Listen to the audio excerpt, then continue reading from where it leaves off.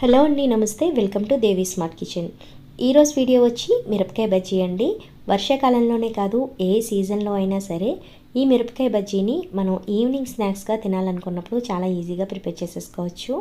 ఈ బజ్జీలు మనకి ఎప్పుడు తిన్నా, ఎన్నిసార్లు తిన్నా అస్సలు బోర్ అనిపించవండి. మన స్ట్రీట్లో బజ్జీ బండి మీద దొరికే బజ్జీలు ఎంత టేస్ట్గా ఉంటాయో అదే టేస్ట్తో రావాలంటే ఈ టిప్స్ ఫాలో అయ్యి ఈ విధంగా చేస్తే కనుక చాలా పర్ఫెక్ట్గా వస్తాయి. ఈ బజ్జీలు ప్రిపేర్ చేసుకోవడానికి ముందుగా ఇక్కడ నేను బజ్జీ పచ్చిమిర్చిని అయితే తీసుకున్నాను. మామూలు పచ్చిమిర్చితో కూడా వేసుకోవచ్చు. ఈ పచ్చిమిర్చిని శుభ్రంగా వాష్ చేసేసుకుని ఎక్కడ తడి అనేది లేకుండా ఒక పొడి క్లాత్తో తుడిచేసుకోవాలి. తర్వాత ఇలా ఘాట్లు అయితే పెట్టుకోవాలండి. ఇప్పుడు పిండి కలుపుకోవడం కోసం ఒక గిన్నెలోకి అయితే శనగపిండిని తీసుకున్నానండి. మీకు ఎగ్జాక్ట్గా చెప్పాలంటే 2 కప్స్ వరకు శనగపిండిని అయితే వేసుకున్నాను.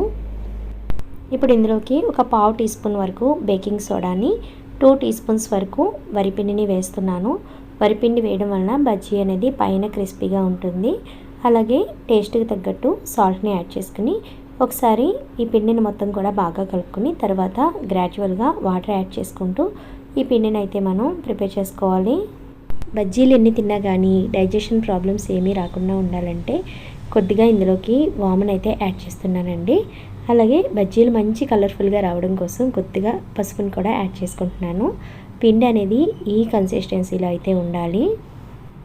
ఈ పిండి మనకి మరీ పలుచగా ఉండకూడదు, అలాని మరీ థిక్గా ఉండకూడదండి.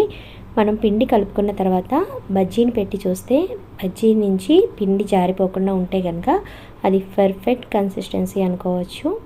సో ఈ విధంగా ఉంటే సరిపోతుంది. ఇప్పుడు స్టవ్ ఆన్ చేసుకుని ప్యాన్ పెట్టుకుని ఆయిల్ వేసుకుని ఆయిల్ హీట్ అయిన తర్వాత బజ్జీలు ఒక్కొక్కటిగా వేసుకుని మీడియం టు హై ఫ్లేమ్లో మంటను ఉంచుకుని ఈ బజ్జీలను అయితే మనం వేయించుకోవాలి. బజ్జీలు వేసిన తర్వాత కదుపుకుండా అలాగే ఉంచేస్తే కనుక వన్ సైడే ఫ్రై అవుతాయండి, ఒక వైపు అయితే ఫ్రై అవ్వవు కదా.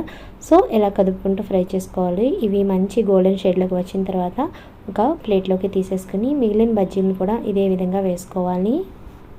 బజ్జీలు ప్రిపేర్ చేసిన తర్వాత అందులో స్టఫింగ్ కోసం ఇక్కడ నేను పల్లీల్ని ఈ ఆయిల్లోని ఈ విధంగా ఫ్రై చేసేసుకుంటున్నానండి.